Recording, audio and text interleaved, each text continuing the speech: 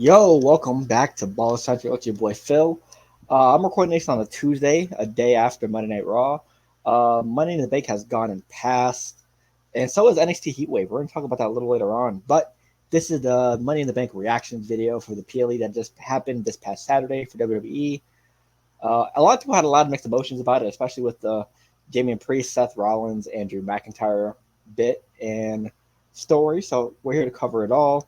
If you're new here, welcome to Ball Central. Mostly, we talk a lot about sports, basketball, football, the main ones, and we also like to talk about WWE on this side. So if you love sports and the worldwide wrestling entertainment company, I think that's the full name. I apologize if I said it wrong, but if you love WWE and you have to talk about it, you're at the right place. So before we continue, this is the channel. We've been a channel on YouTube for maybe about over a year. So if you want to listen to us more, see what we're about, make sure you like and follow the video, subscribe, and put a notification so you know when we upload videos like this. Because usually what we do is we do a prediction video for the PLE, we do a watch party, and then we do a reaction a couple days after the PLE. So if you want to hear all that or see all that, stay tuned. So I'm going to pull up the matches, and we're going to start talking about them. So boom, boom, boom, bang. Okay, so we kicked things off. Also, Trish Stratus was the host, the very beautiful and lovely Trish Stratus. So shout out to her since it was in Canada, her home country. So hey, no one better else to host it, right? First off, we kicked off with a Money in the Bank men's ladder match for the Money in the Bank contract. LA Knight, Drew McIntyre, Carmelo Hayes, Chad Gable, Jey Uso, and Andrade. So I'm just going to talk about the match real quick. Andrade, Carmelo, they were putting up absolute bangers of moves. Spanish flies, a lot of maneuvers involving the ladders. They did their thing. Shout out to them. They were low-key the MVPs of the match, even though they didn't win. So they put on some great choreography during that match. Shout out them. Chad Gable, just suplex city. He also suplexed the ladder in this match, being creative with everything. Shout out Chad Gable. LA Knight took some nasty hits in this match. I think one was getting suplexed over the rope onto the ladder. Drew McIntyre had some crazy moves himself, throwing a ladder at Jey to win. Mel already talked about, but let's talk about how the match ended. Jey Uso was about to win. Drew McIntyre down below throws a ladder at him like a catapult, knocks him off, and then claymores him outside the ring. And Drew McIntyre wins with no interference at all from CM Punk. So a lot of people were expecting either CM Punk to cost Drew the Money in the Bank match during this moment, but it didn't happen. So we'll have to talk about what happened later on in the show. But hey, I like this. So yeah, so your winner was Drew McIntyre. And basically he said on the Friday Night SmackDown before the PLE, if I win, I'm using it the same night. So whoever is champion or during the matches, make sure you're ready. Next up, Sami Zayn versus Braun Breaker. Now everyone's calling Sami Zayn after this match Super Sammy, Sammy Hogan, Sami Cena for holding the title for 3 months and not giving it to Braun Breaker at this PLE. Honestly, I had no problem with Sami Zayn winning here. They put up a hellacious match. Braun Breaker doing or whatever he wants, and Sami Zayn, all he had to do was stay in there, hang on, and use his wits as the wiser, more mature wrestler, and beat Braun. It did look like Braun Breaker did tweak his knee a little bit, but apparently there was no damage there, according to Triple H after the post conference. But yeah, I have no problem with him winning. He's only holding the title for 3 months, and plus, I think if you do eventually give it up to Braun Breaker, I think you do it at SummerSlam. Apparently, there might be a triple threat or a fatal 4-way involving Sheamus, Ilya Dragunov, Sami, and Braun Breaker. So I would rather Sami lose it at one of the biggest PLEs than Money in the Bank. So let's not rush to Sammy Hogan, Sami Cena when he only holds the title for like 3 months. And Braun Breaker, this is his first PLE. We expect him to win the championship right off the rip like this? Come on. Pump the brakes. let's you have something when you're cooking like Triple H has and Shawn Michaels obviously. You got to let things cook. Can't just rush into everything. Giving Braun Breaker the title at his first PLE as on the main roster because he's been plenty in the other ones. So yeah, let's not rush everything. Take your time. So yeah, Sammy wins Haluva kick, 1, 2, 3, and then him and Ilya Dragunov got his ass beat Monday Night Raw. So we might see that triple threat match coming soon because we know Braun Breaker and Ilya have history. So yeah. Next up, no match, but it was John Cena going out to the Canadian crowd, telling how much he loves them, and announcing his farewell tour. Yes, if you're watching, John Cena has officially announced 2025 will be his last year actively wrestling in the WWE. So what he's doing is starting from January 2025 all the way to December 2025, he will be making select appearances where he'll wrestle and or show up on WWE shows. So far, the confirmed spots that he will be attending is the Raw for Netflix, the first Raw of the Netflix deal. I think Elimination Chamber, Royal Rumble, and WrestleMania, and plus some other sideshows. So those are the 4 PLECs confirmed in the main event. So yeah, we're getting our farewell tour. We're getting the Kobe Bryant, LeBron James will probably get one too, but we're getting one of the biggest farewell tours of all time for wrestling. I don't know if anyone ever did this before. I announced, hey, my last year of wrestling, we can go on a farewell tour, but if anyone deserves it, it's John Cena. Now, the possibilities are endless with this man. He could break the record for the 17th World Heavyweight Championship. That's something he could do. He can end his WrestleMania career versus Randy Orton, versus CM Punk, versus others. He can have first time evers with a lot of young people in this company. Carmelo Hayes. He could probably do a rematch with Cody Rhodes down the road, but who knows? I just as someone who watched John Cena growing up, everything he put out on there, he always gave back 100%. One of the hardest workers in WWE. Literally through all of the boos, the cheers, and everything in between, he was there to entertain and be himself week in and week out. One of the hardest workers of all time. So he deserves his flowers during this farewell tour. From January 2025 to December 2025, nothing but flowers. So shout out to John Cena. Next up was Damian Priest and Seth Rollins for the World Heavyweight Championship. So there was a lot of things with this match that people were complaining about. The botch by the ref where Seth Rollins hit the Falcon Arrow on Damian Priest. They counted the 3, but they said his shoulder was up when it wasn't, so it botched there. And then shortly after, Drew McIntyre's music hits, and he makes a triple threat match, cashing in his Money in the Bank like he said. But when it looks like Drew McIntyre is about to win, CM Punk comes out of nowhere and does what he promised as soon as he started this feud with McIntyre. Any chance you have of doing anything productive or good in your career, I will be there to stop it. And he did it. He's just following the storyline at this point. He's not allowing Drew McIntyre to get anywhere near a WWE Championship or win a match. But yeah, the Drew McIntyre coming at the match was a little rushed and late. The 1, 2, 3 botch was. But a lot of people are complaining about CM Punk getting involved in this match. Was it the right call? Was Drew McIntyre's Money in the Bank a waste of a briefcase this year? So I'm going to go off with that one first. Was the Money in the Bank a waste this year? Honestly, to whoever would have won it, it would have made no sense.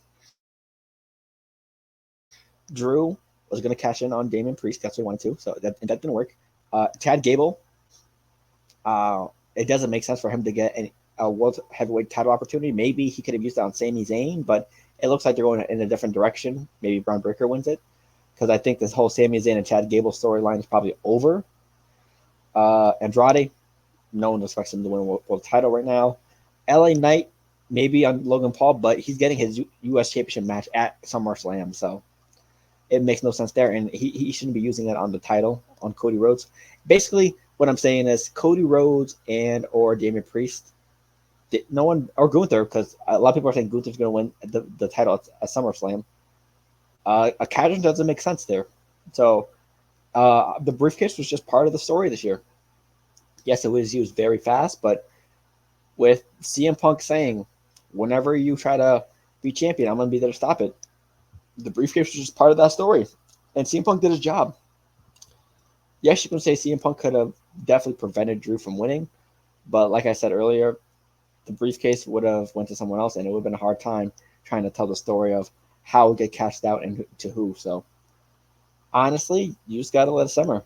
Is this Drew and CM Punk storyline kind of overburning a little bit? Sure, but hopefully, we get our resolution. Maybe we get a triple threat match with Seth Rollins, CM Punk, and Drew McIntyre, because the following Monday Night Raw, Seth Rollins now cannot challenge Damian Priest for the title if Damian Priest is holding it. CM Punk messed that up, so now Seth Rollins said, "Watch your back, CM Punk, because you're Drew McIntyre's the only one to worry about.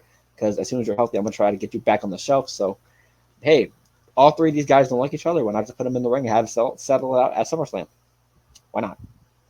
So, yeah. As for Damian Priest, he probably will lose to Gunther, because I feel like everyone has Gunther winning to start his reign, because maybe he was supposed to start it earlier, but the whole Brock Lesnar situation, Vince McMahon, etc., etc. So I think Damian's reign ends at SummerSlam to Gunther. So congrats to Damian for winning, but you probably won't be champion anymore since after SummerSlam. Which, what happens? Maybe a Damian Priest and Finn Balor rivalry after SummerSlam? Because maybe he's going to get his rematch for sure at the next PLE, probably, or maybe the Monday Night Raw after. But what happens to Damian Priest after the championship? Probably him battling Judgment Day in some type of form. So, okay. Next up, for me, arguably the match of the night, the women's ladder match. Io Sky, Lyra Valkyria, Tiffany Stratton, Tiffy Time, Naomi. You got Zoe Stark and Chelsea Green as what's her name announces it? Samantha, not Logan.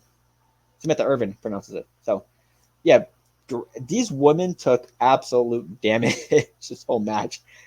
All the bodies were flying. Crazy ass stunts were made.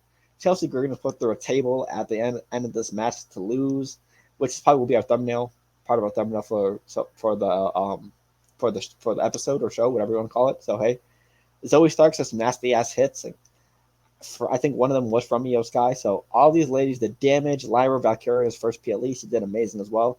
Everyone killed it. Naomi killed it. This people were calling this the match of the night, and rightfully so. All these ladies put their bodies on the line and did amazing work. Now, there's two things people are talking about this match. Why hasn't Naomi got a shot yet at a title, or why hasn't she won a title or a very important match? And two, Tiffany Stratton. We all know Tiffany Stratton's probably going to go after Bayley. What will she do? I think a reporter asked her in the press conference, what do you do if Nia Jax won the title since you guys are close? She said, wait and find out. So we're going to see how Tiffy Time, I think she knows what she's doing with the briefcase, how she decides to pick her spot and get the title from either Nia Jax or Bayley. So we'll see how it goes. And as for Naomi, it's kind of tough because she basically came back from being one of the top stars in TNA to basically being like a sort of a mid-carder or a very reliable person in the main event, but not accomplishing the main event scene. So honestly, I think she will get her time. It's just WWE or her already had some gears in motion before she got here and while she was getting here. So I'm guessing that they want to try to get some stuff out the way first before she gets her moment in the sun. Which I think they're announcing a U.S. title and an Intercontinental title for the women's as well. Maybe she wins one of those. Hopefully she gets one of those titles because I don't think she would have came back to WWE if they didn't promise her some shining glory or a moment in the sun. So hopefully she ends up winning one of those titles. So hey. Also, shout out Chelsea Green for taking that table bump. Getting pushed off the ladder by Tiffany Stratton through two tables is crazy. Which Chelsea Green helped Tiffany Stratton set up those tables in the first place, so it's even funnier. So hey, shout out Tiffy Time. And I think this was probably one of the most predictable matches of the night. Cody Rhodes, Randy Orton, Kevin Owens, and versus the Bloodline. Tongaloa, Jacob Fatu, Tama Tonga, and Solo Sikoa, the new tribal chief. Basically, it was just pretty much fighting until the end.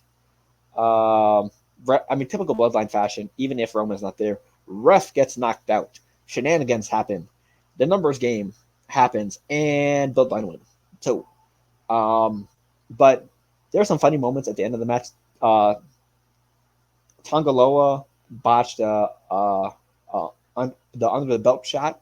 Well, probably because he was knocked into the table. Maybe he got like a slight concussion, so maybe he didn't know where he was. But it was hilarious. So I'm not putting too much on him for messing up the spot because he took a hard hit before that. But I wasn't moved by this main event. We expected the Bloodline to win to strengthen the Solo versus Cody match at SummerSlam. So it is what it is. They're trying to build up the Bloodline until Roman comes back. So typical. So yeah, I thought it was all right. So yeah, they won. So that's everything for the PLE. But I do want to talk about NXT Heatwave before I head out. It was a banger of a PLE. It started with, I believe, Obafemi and Wesley. Banger of a match. Wesley took so much damage and had Obafemi on the ropes, but his Obafemi's strength and determination pushed through. Now Wesley cannot challenge for the North American title ever again if Obafemi's the champ. And now tonight, we figure out what Wesley's going to do after. Maybe he turns heel. Maybe he goes to the main roster. Who knows? And I think after that was a tag match, Chase U versus Axiom and Nathan Frazier. Banger of a match, arguably probably not the best match of the night, but the tag team work was crazy. Duke Hudson put on an absolute show, as well as Andre Chase and everyone else. Hellacious matches. Also, who was the other one? Oh, Kalani Jordan and Sol Ruka. Sol Ruka, I'm very high on for the NXT roster for the women's, because everyone's going to say the obvious, like Jada Parker, the champ Kalani Jordan, and others. But they said these two women, Sol Ruka and Kalani Jordan, had no wrestling experience, but just very experienced gymnasts. And now they're putting on a hell of a show in a PLE. So shout out those two women. They did a great job. Sol Ruka has an amazing move. So did Kalani Jordan. They really showed off their gymnastic work in this match. Also, Roxanne versus Lola Vice. The ending of this match was crazy. Lola Vice took 5 Pop Rocks finishers, not only the announcer desk, but in the ring as well. So back to back to back. Lola Vice injured her hand going for the swinging back fist for the knockout on the steel post, costed her, so she couldn't do much after that. But great offense, great defense from Roxanne, the champ. Hey, we got to see who takes out Roxanne now. Could be Cora Jade, that's coming back very soon. Roxanne's second title reign is continuing to be, one hell of a reign. Absolute classic so far. And then the Fatal 4-Way, you had All Ego, I think it's Ethan Page, I think that's his name. You had Javon Evans, you had was it Ty Dillinger? It wasn't Ty Dillinger. You have Trick Williams, and was it Ty Dillinger? Let me make sure, because I don't think it's Ty Dillinger, but I think it's somebody else. NXT Fatal 4-Way.